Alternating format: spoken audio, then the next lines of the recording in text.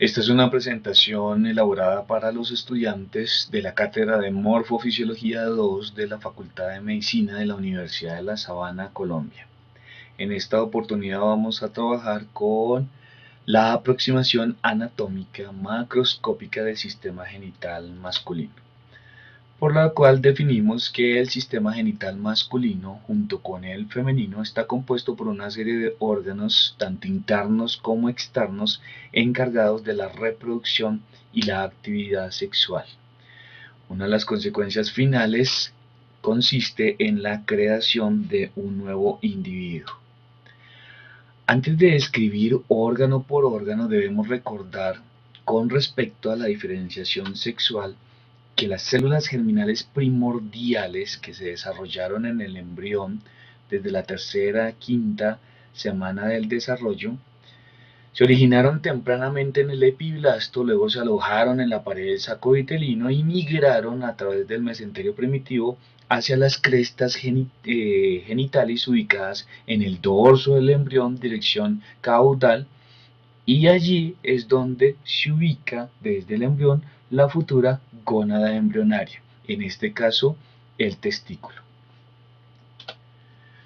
El sexo cromosómico está determinado por el juego de los cromosomas sexuales, y ustedes lo conocen, XX para determinar femenino y XY para determinar el masculino.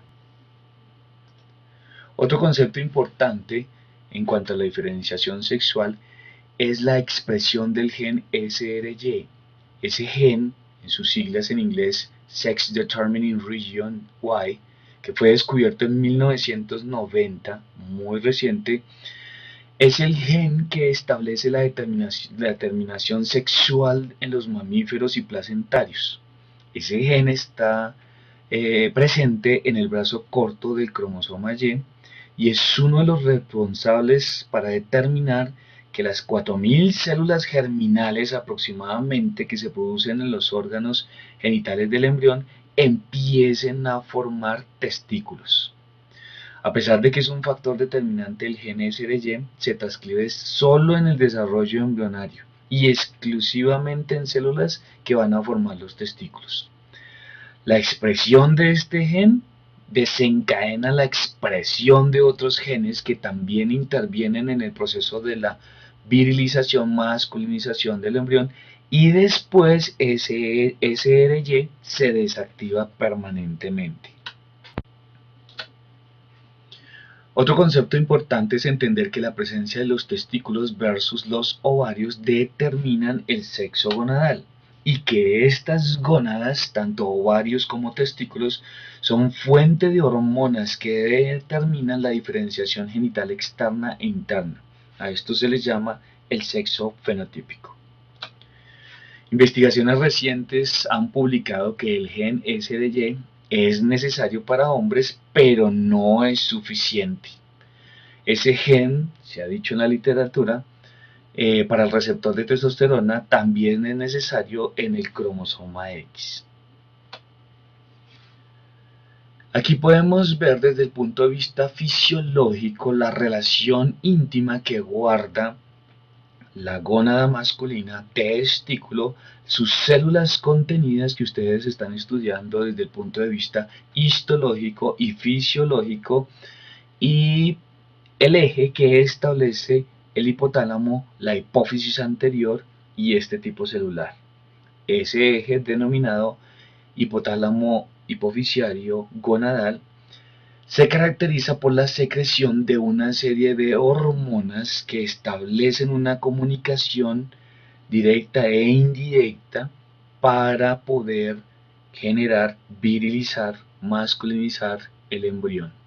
Estas hormonas, desde el hipotálamo, iniciando con la hormona liberadora de gonadotrofina, cuya secreción estimula la hipófisis anterior para la secreción de la hormona folículo estimulante y la hormona luteinizante, hormonas también comunes en el eje femenino, y van a estimular células específicas dentro del testículo, en este caso la luteinizante, a las células de Leydig para la producción de testosterona, y la testosterona en su secreción ir a desarrollar esos caracteres sexuales masculinos y a su vez estimular en conjunto con la FSH las células de Sertoli para que se produzca la espermatogénesis.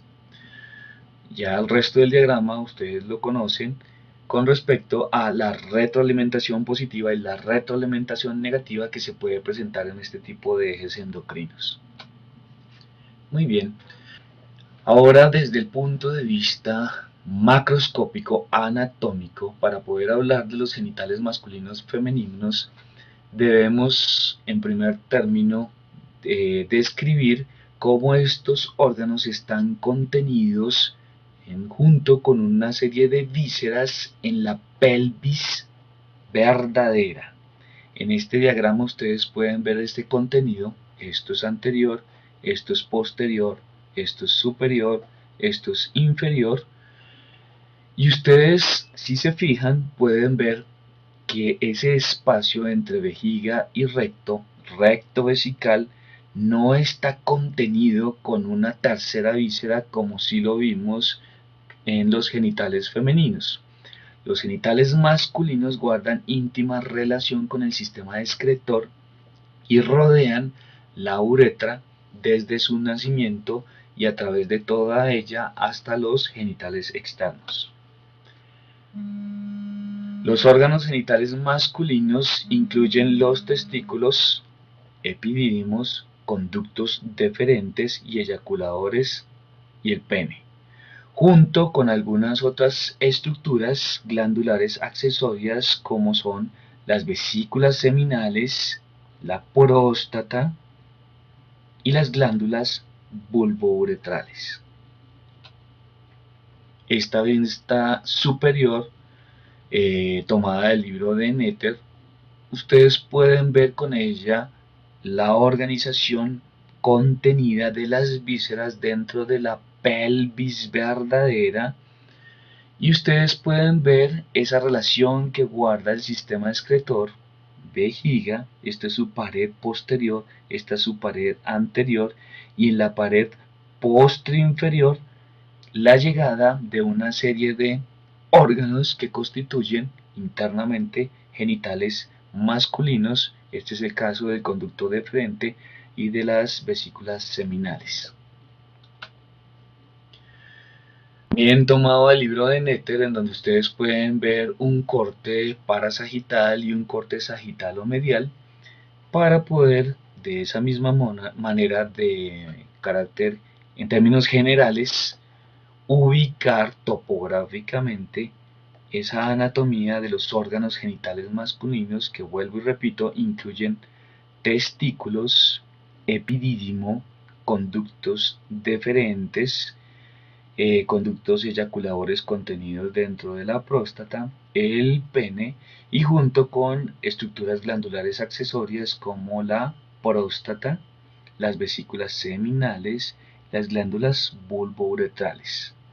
En este sagital se puede apreciar mucho mejor testículo, esa es la bolsa escrotal, el pene, la uretra en sus divisiones, que ya las vamos a ver en regiones anatómicas, el conducto deferente, como llega posterior e inferior al sistema excretor, específicamente hablando de la vejiga, las vesículas seminales, las glándulas bulbouretrales, y aquí se puede ver en este corte sagital los conductos eyaculadores que van a drenar su contenido hacia la uretra prostática. Muy bien, ¿qué es lo que vamos a revisar a partir de este momento? Una serie de órganos que definimos como los genitales masculinos internos, y entre ellos vamos a incluir el testículo, el epidídimo, el conducto deferente y el conducto eyaculador. La primera pregunta que ustedes se pueden plantear es por qué el testículo hace parte de los genitales internos. Ese testículo o gónada en la biología del desarrollo ustedes entienden cómo se formó y descendió desde la pared abdominal a través del conducto inguinal y en términos finales va a depositarse en la bolsa escrotal. Es un órgano interno que necesita vivir, trabajar externo en relación con el área perineal para que ese proceso fisiológico llamado espermatogénesis se pueda dar. Más adelante vamos a profundizar al respecto. Si hablamos de los genitales externos, nos vamos a encontrar entonces con la uretra, el pene y la bolsa escrotal. El escroto, genital externo, testículo, genital interno. Pero los dos, literalmente, se encuentran por fuera de la pelvis verdadera, donde están contenidas las vísceras pélvicas.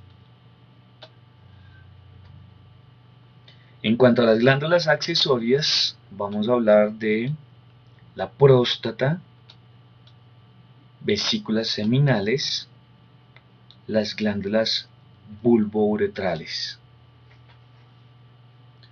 Muy bien, empecemos entonces a hablar de los genitales internos masculinos.